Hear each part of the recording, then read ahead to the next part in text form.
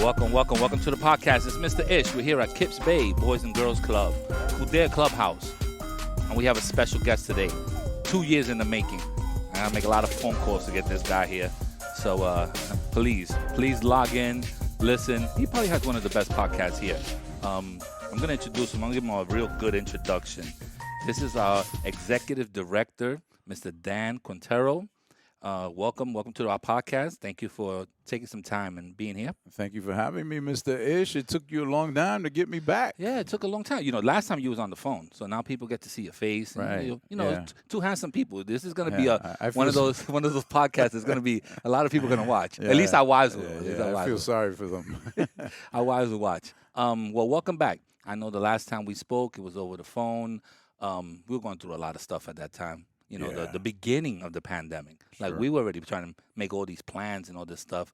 So we got together and we were like, hey, we need to just put the voice out and tell them that we're going to be here for the community. We're gonna try to open, being very open with the staff. That was a very important thing. We were all wondering, hey, we working? We're not working? Are we getting paid? We're not getting paid? So those were all, important questions that especially the whole staff, but everyone was on board and really just, working with each other and trying to get things done, not only for ourselves, for our family, but also for the community. We needed to reach out to these kids, make phone calls, make sure that they were okay. And those are things that, you were part of, Ms. Francesca was part of, Ms. Sinclair was part of, our staff was part of it. And I want to give you a big shout out for that because it was very important. We had a lot of stuff going on during that time. I got buttons. Don't worry about it, man. I like the shout out. Come on, I got buttons. Standing room only. I want to put you in a good place. So now, 2 years later, we're back. How do you know that we're back? Well, before we talk about we're back, I think when you look at from the last time we got together and we were talking about the pandemic and what we were going to do, I think it's great that we were able to deliver different services to this community during very difficult times, and not only to this community, but we were able to take care of our staff.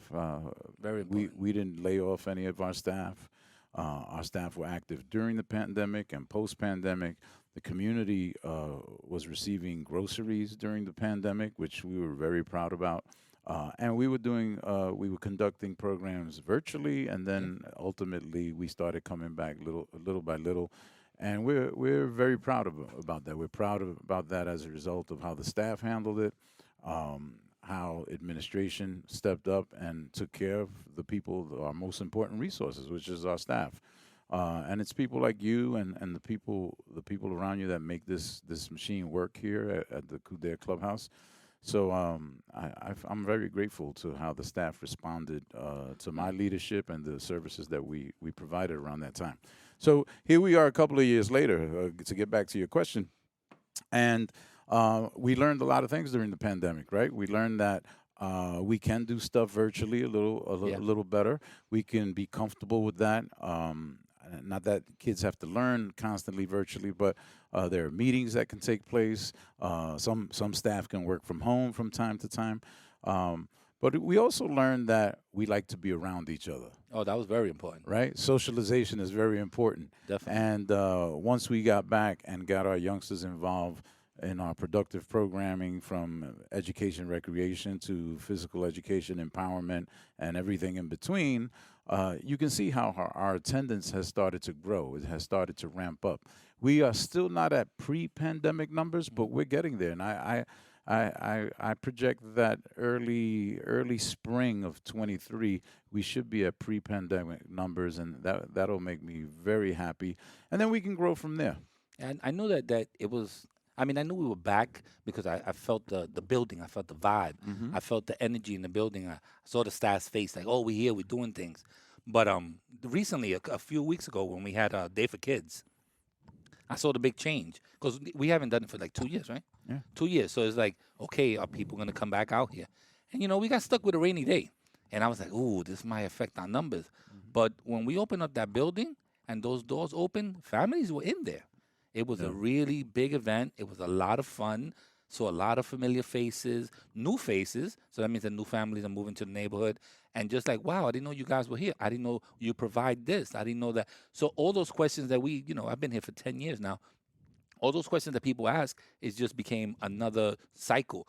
So seeing all those people, the new dance, the new dance crew, the new podcasters and all that stuff, seeing all that made like, all right, it's September, we're gonna go full steam ahead again.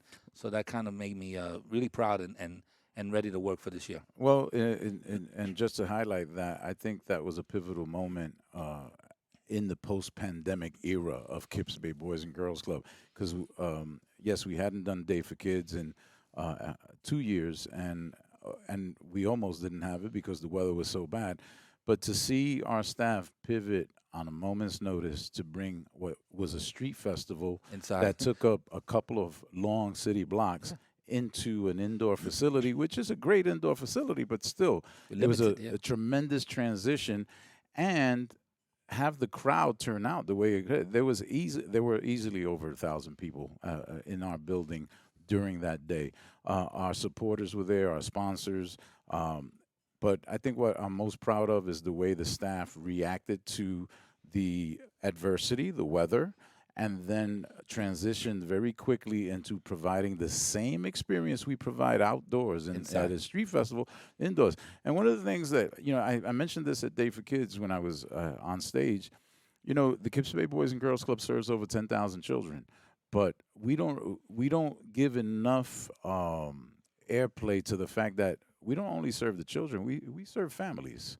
And moms and dads really enjoy and need our services. I had a number of parents come up to me during the Day for Kids and say, I want to thank you for everything you provide for my children, because if it were not for the Kudare Clubhouse being here, I could not work. I could not provide for my family. Very true. And what you all do for the community here in the West Bronx is invaluable.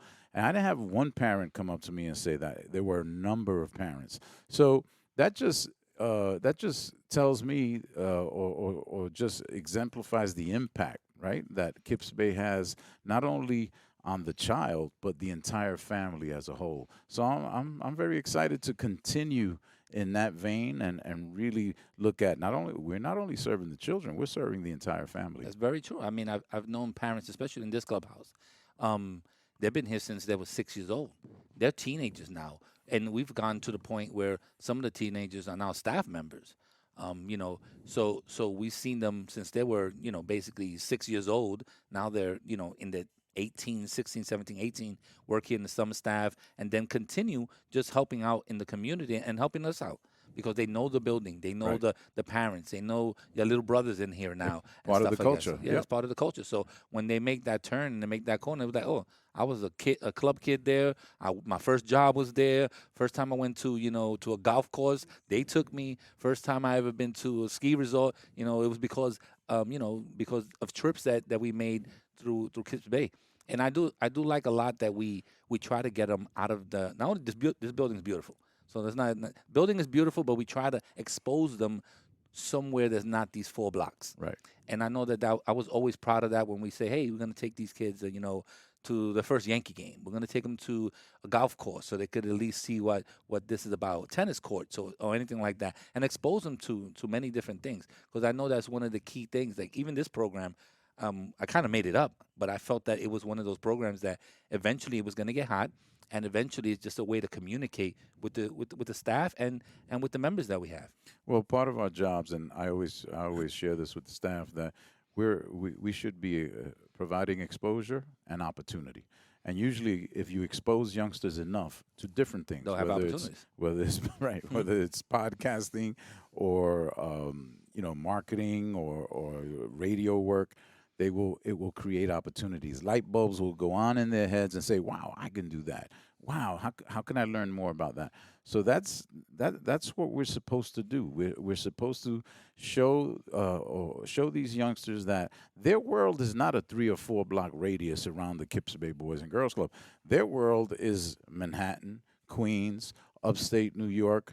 And that's where the exposure comes in, and we have to make them relatable to all types of people. There are people in the suburbs, there are people in the inner city, there are people on Indian reservations.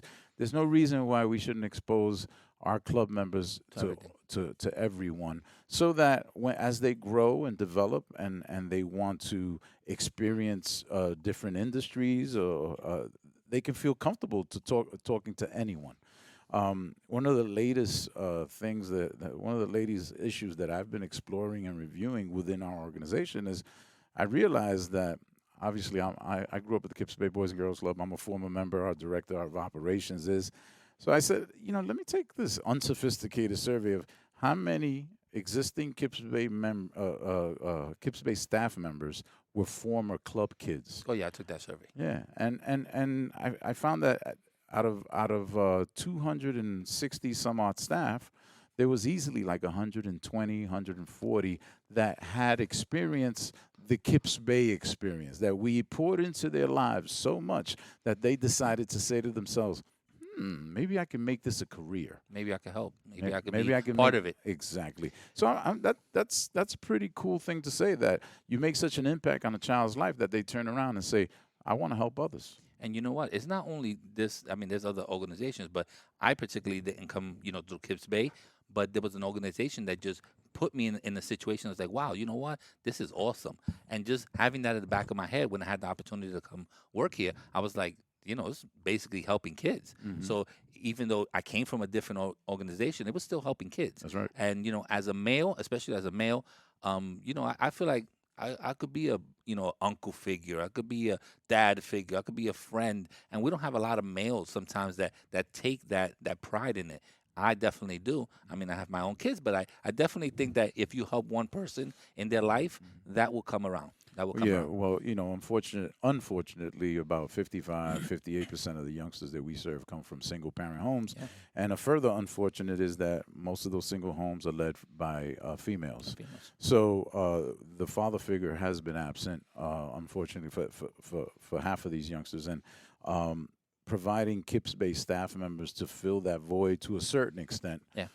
is very important. And when they can have somebody that can care about them, can ask them a question, whether it's about their homework or how they're doing or how they're feeling on one particular day, that's very important. They won't get that at home. They might get mom telling them, have you done your homework? Go take a bath. You got to go to sleep. True. But they also need individuals asking them these other important questions. And moms do that too. Of course they do. But that's a big strain on mothers. So again, when I have parents approaching me and thanking me for the services we provide, I know that those services that we're providing are making a tremendous impact on their rearing of their children. The real life, yeah.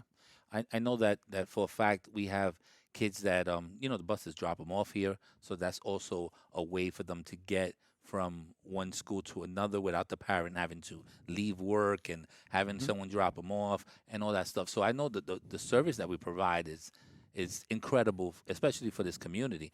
And I'm also very proud of coming in here and putting on, as you say, our shirt. Even though today I ain't gonna lie to you, I don't have my logo on, but I'll put it on post. Don't worry about it. And just coming in here and having that pride and saying hello to the parents and all that. I love standing in front of the building and welcoming people. And oh, Mr. Ish, I didn't know you were still there because I'm upstairs in a different floor. But hey, I'm still here. Whenever you need something, I'm still the person that will help you. And having that communication with parents is very important, especially when we're dealing with their lives. We're dealing with we have these little gems in our hands that we could kind of mold and help mold, and it's very important. Well, this is, again, unfortunately, this is the most impoverished district in the Bronx. And one of the things that surprised me when we built this building here in the West Bronx on University Avenue was that we were having difficulty early on attracting a membership. And some of the feedback we were getting was that the community didn't realize, oh, is this for us? Oh, we didn't know we can join. Oh, wow, that we can join this, so we can. And it goes to show you how when individuals grow up with a lack of resources, they think they're never going to have these resources. Never And thought of even that. when they have good resources in their midst, they actually believe that cannot be for them. So that became a marketing challenge for us early on, but we were able to overcome it. And I think right now, for the most part, people understand the impact that we make on their children's lives and the families. And as we move forward, our job is to stay on the cutting edge of the needs of this community. And that's what we're doing.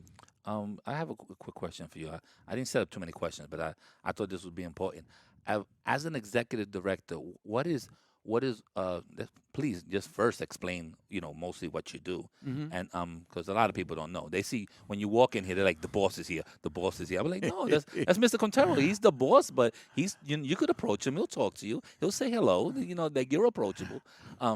But just for the people that this might be their first time listening to exactly, what you do here at Kips Bay Boys and Girls Club, I know it's important, but just giving a little breakdown of what you do.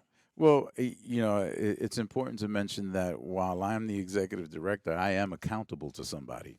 So I work Oh, for yeah, with the board. a board of directors of the Kips Bay Boys and Girls Club, which is about 25 individuals that are charged with policy setting and trusteeship and raising money for the organization.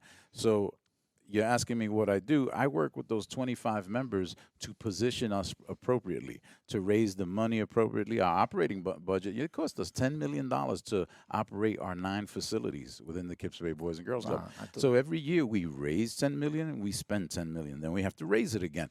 So I work personally with these 25 individuals to help raise those $10 million. But that's not all I do. I work with our director of operations and our staff, and I call it quality assurance. From arm's distance, because obviously I can't be in every program every second of the day, but I get reports, and I get verbal reports, and I get written reports on what's taking place, what's impactful, what are the needs of this community, what programs should we be looking to implement because of the needs of the community. And I try to decipher, given the budget that we have, what we can implement in the coming months, in the coming years, to make not only the lives of our youngsters happier, but their families. So it's looking at that program component and making sure that we're but doing it well. Working with the board to raise the funds necessary to keep our lights on and our doors open. And also, the other aspect of this is you, you have to market the organization. Definitely. And when you talk about the Kips Bay Boys and Girls Club, our brand, even before I got here, was very high. But I think in the last 15, 20 years, it's gotten even higher. For instance, every time there's a public official that wants to see a Boys and Girls Club, Oh, they come here. they come here. Anytime Boys and Girls Clubs of America, which is our national organization, they want to show one of their upcoming board members what a good Boys and Girls Club looks like, You they get that bring phone them. call. They bring them to the Kips Bay Boys and Definitely. Girls Club. I've seen that. So the brand of the organization is important, and why is it important? Because the higher the brand, the more people notice. The more people notice, the more funds we can generate, and the more funds we can generate, we can do more beautiful podcasts like the one we're doing today. Definitely, and you did take a Among you did other take programs. you did take a challenge on me because I remember speaking to Sinclair and I know you got the emails also, and I was like, we're starting off this from scratch, and this is what I think it's going to be, and he's like, all right, Mr. Ish, we have confidence in you. I think when the first podcast you did, we were probably at 4,000. We up to 13,000 listeners right now. That's amazing. So That's great. and we're at I think 98 different countries, and we're still working on those 2 states. Yeah. We're still working. We got 48 states. I'm still We- working on those 2 states. We gotta get. We gotta get. We got to Montana. find someone. We got to get that We gotta Montana. get. I'm a big fan of Yellowstone, which is a Yeah, I series. watch it. It's a great. It's a great show. And it's in Montana, and you don't know how many times. Every time I look at the show, I said, "Man, I got to get Ish that person." We can't get that a one few person. a few people in Montana to listen to our podcast. I just need one. Once I get one, I can say now 49 states. but- but once I get that 50, I may have to throw myself another party. Why not? I Why like not? I like that. I do appreciate you taking your time and coming here and giving us a little bit of your impact on what we do here at Kips Bay Boys and Girls Club. You're a friend to me. You're a friend to the family. You're my boss. But I always look up to you and always had great conversations with you. And I like that you're open to walking around and just hearing us. You're not always gonna say no. I mean, you're not always gonna say yes either. So it's just as long as you're approachable and people can see that that you really care about the staff and the kids. I think you're doing a great job. That's the way I see it, and that's just knowing you for many years. Well, I appreciate that, and I like to think that I am approachable. I'm not above. I'm definitely not above anyone, and I like to relate to everyone, because in operating an organization like the Kips Bay Boys and Girls Club, there's issues from the maintenance level up to the director of development level and everything in between. And I have to be able to relate to all those individuals, Wear and a lot of hats, yeah. I pride myself in that. And I think as we look to the future and what we want to accomplish, and there's some examples right here in this clubhouse. We just cut a ribbon on the Culinary Arts Center. Yeah, We that was want a wonderful ceremony. I believe that it was give it a little crowd. yeah, you got to give me some props. I give it a little props. It was in the making. Like we took had a while. we had Took a while. some things that we had to overcome there because of the blueprint of the building and stuff like that. So people look at the kitchen now, but I remember, the architect coming in here and like, we can't do this. Right. We could do this. We got the money raised, but we can't do this. So all those things that people don't see, but it's a beautiful kitchen. The kids definitely used it a lot in the summer, and we're getting our new chef, and it's going to open up. And it's going to open up the eyes, and more parents are going to be involved, too, because we involve parents, I think, in 2 different sessions, and it was a lineup. Like we had to tell parents, oh, sorry, I didn't know that there was going to be more than 12. So we did like a couple of different sessions, and it was really, really great for them to see, and enter the building now. Because remember, we went through 2 years of nobody entering the building and stuff like that. So for them to say, hey, you know what, this building's still here, new things are happening, and now more parent involvement, especially in dance also, now that we have, I forgot the new dance that we have. Anthony ballet. Rodriguez? Yeah, Anthony Rodriguez, but then we have a new ballet program that just recently that opened up, and having parents come in here for that. Teen night is going to be a big thing when it opens. So like you said, the numbers will start going up, but more will start affecting more people in our community. Yeah, and when you talk about culinary arts, digital arts, and podcasting, and filmmaking, and making beats and music and lyricism, all of that is meeting the needs of the youngsters and trying to stay on the cutting edge. Right now, post-pandemic, we were talking about that earlier, a lot of youngsters were home alone. A lot of youngsters didn't have the socialization they needed. They weren't going to school. So what has the Kips Bay Boys and Girls Club done?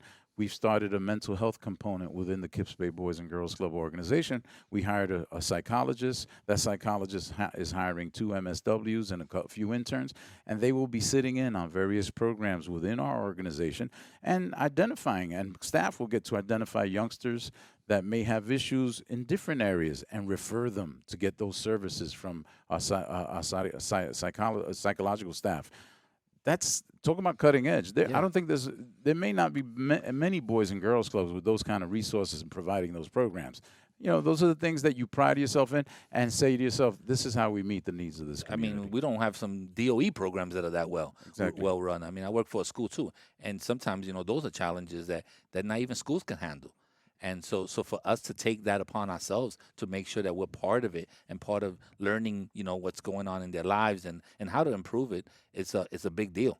I mean, we could help many people, not only parents, we could help, our members, but even some staff members. I mean, we've gone through staff members that have had issues, mental issues and had to deal with it. So we're prone to these things also. We're not Superman here. Absolutely. We're here, we're here to help, but there's sometimes that we fall back a little bit ourselves. Well, I'm glad you mentioned that because these services will also be provided to the staff, and staff are not immune to the issues that our children go through. Sign me up. I want to be the first one on that list. So it's very important to really look at the future, what the challenges are, and to say, okay, how can we raise the money to meet those challenges? And that's in large part what I do, making new friends for the organization and positioning us for the future. I mean, I was going to ask you for a raise, but once you told me you had to get that budget up to $10 million, I kind of feel bad asking right now. Yeah, you should see the deficit we had this year. I'm gonna let you slide on that one. That was my closing argument, but I think you put me in my place real quick. Yeah. So I appreciate you. I know that you have many things to do today. I don't want to keep you away too long. Half an hour feels like an hour here. My pleasure. So thank you very much, sir. Thank you. And anytime you can stop by, and hopefully we'll get more than 2 views off of this, more than just your wife and my wife. And if not, we may have to tell them make it part of the survey or something. It can't be 2 views, maybe 2,000, not 2. All right, so let's shoot for 2,000. If there's only 2, then me and you are gonna talk. Yeah. And then we may have to renegotiate my contract. That's right. Thank you. I appreciate you, Dan. Take care. Check. check, check, check. 1 2 1 2. Check, check, check, check, check, check, check, check. And we're out of here.